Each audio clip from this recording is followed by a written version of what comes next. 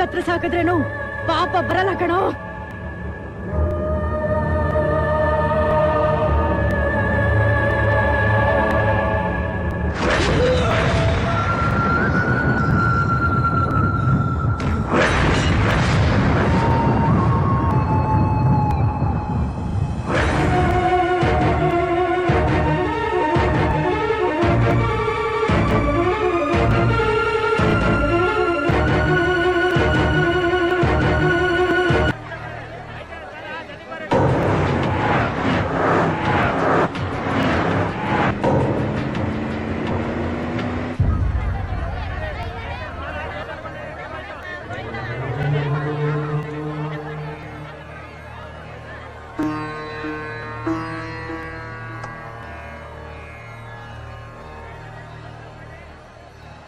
ಒಂದು ರಚನೆ ಮಾಡಿಸ್ಬೇಕಿತ್ತಲ್ಲ.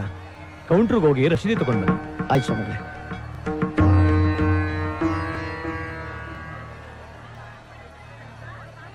ಇಂದು ಇಂದು ಇಂದು ಇಂದು ಇಂದು ಇಂದು ಇಂದು ಇಂದು ಇಂದು ಹೇ ಇಂದು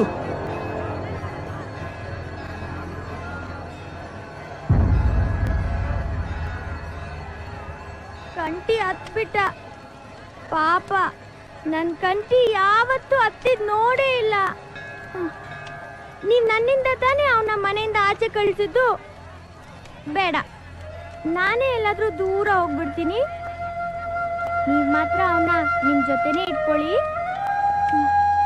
ಅಮ್ಮ, ನೀವಾದ್ರೂ ಹೇಳಿ. ಏನಂದ್ರೆ ಬೇಕಾದ್ರೆ ನಿಮ್ ಕಾಲ್ ಹಿಡ್ಕೋತೀನಿ.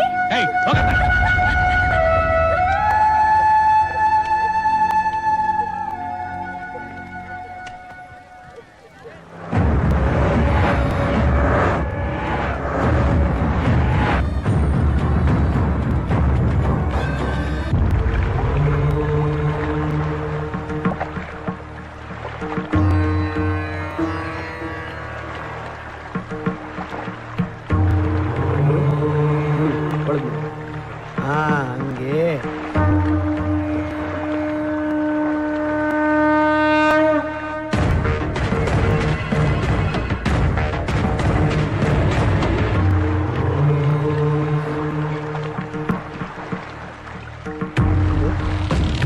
ಇಂದು ಇಂದು ಇಂದು ಇಂದು ಇಂದು ಇಂದು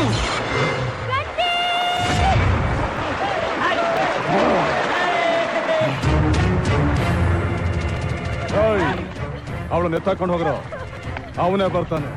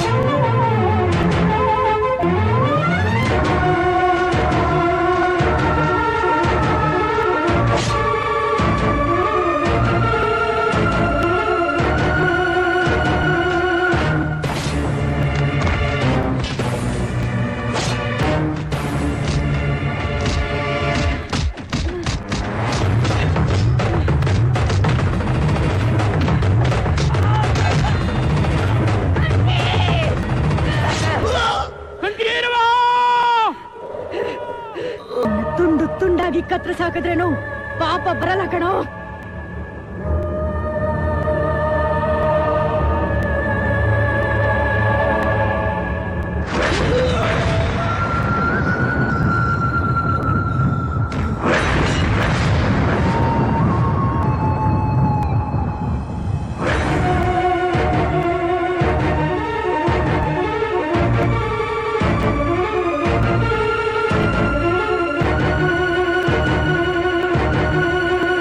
ವರ್ಷಗಳಾಗಿ ಕೇರಳೀಯರೆಡೆ ಶಾಪವಾಗಿದ್ದ ರೌಡಿಸಮ್ ಅನ್ನು ನಾಶ ಮಾಡಿ ಎಲ್ಲರ ಮನೆ ದೇವರ ಸಮಾನನಾಗಿ ಇದ್ದಕ್ಕಿದ್ದಂತೆ ಕಣ್ಮರೆಯಾಗಿದ್ದ ಸಿಂಗಮಲೆ ಮೇಲೆ ಹತ್ಯಾ ಪ್ರಯತ್ನ ನಡೆದಿದೆ. ಈಗ ಮೈಸೂರಿನ ಒಂದು ಖಾಸಗಿ ಆಸ್ಪತ್ರೆಯಲ್ಲಿ ಸಿಂಗಮಲೈ ಸಾವು ಬದುಕಿನ ನಡುವೆ ಹೋರಾಡುತ್ತಿದ್ದಾನೆ ಎಂದು ಆಸ್ಪತ್ರೆಯ ಮೂಲಗಳು ತಿಳಿಸಿವೆ.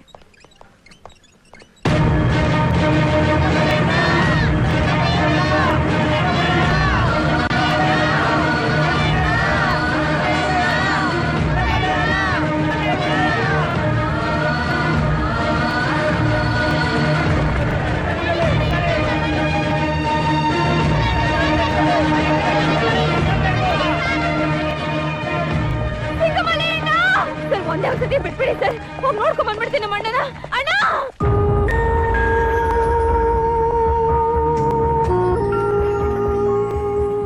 ಏನಂದ್ರೆ ನಮ್ ಕಂಠಿನ ನೋಡೋಕೆ ಇಷ್ಟೊಂದ್ ಜನ ಬರ್ತಾ ಇದಾರಲ್ಲ, ಇವರೆಲ್ಲ ಯಾರು? ಎಲ್ರೂ ಸಿಂಗಾಮಲೈ ಸಿಂಗಾಮಲೈ ಅಂತ ಹೇಳ್ತಾ ಇದ್ದಾರೆ. ಪೇಷಂಟ್ ನ ಅಬ್ಸರ್ವೇಷನ್ ಅಲ್ಲಿ ಇಟ್ಟಿದೀವಿ, ಈಗಲೇ ಏನು ಹೇಳೋಕ್ಕಾಗಲ್ಲ. ಬನ್ನಿ ನೋಡೋಣ. ಕಂಪ್ಲೀಟ್ ರಿಪೋರ್ಟ್ ಬಂದ್ಮೇಲೆ ಹೇಳೋಕ್ಕಾಗೋದು. ನೋ ಡಾಕ್ಟರ್, ಇವನಿಗೆ ಏನು ಆಗ್ಬಾರ್ದು. ಹೊರಗಡೆ ಜನ ನೋಡಿದ್ರಲ್ಲ, ಇಡೀ ಕೇರಳನೇ ಬಂದಿದೆ. ಬೇಕಾದ್ರೆ ಫಾರಿನ್ ಇಂದ ಸ್ಪೆಷಲಿಸ್ಟ್ ನ ಕರೆಸಿ. Money is not A problem, but ಇವನ ಜೀವ ಉಳಿಬೇಕು. ನೋಡಿ, ಇಲ್ಲಿ ಯಾರು ನಿಂತ್ಕೋಬಾರ್ದು, ದಯವಿಟ್ಟು ಹೊರಗಡೆ ಹೋಗಿ.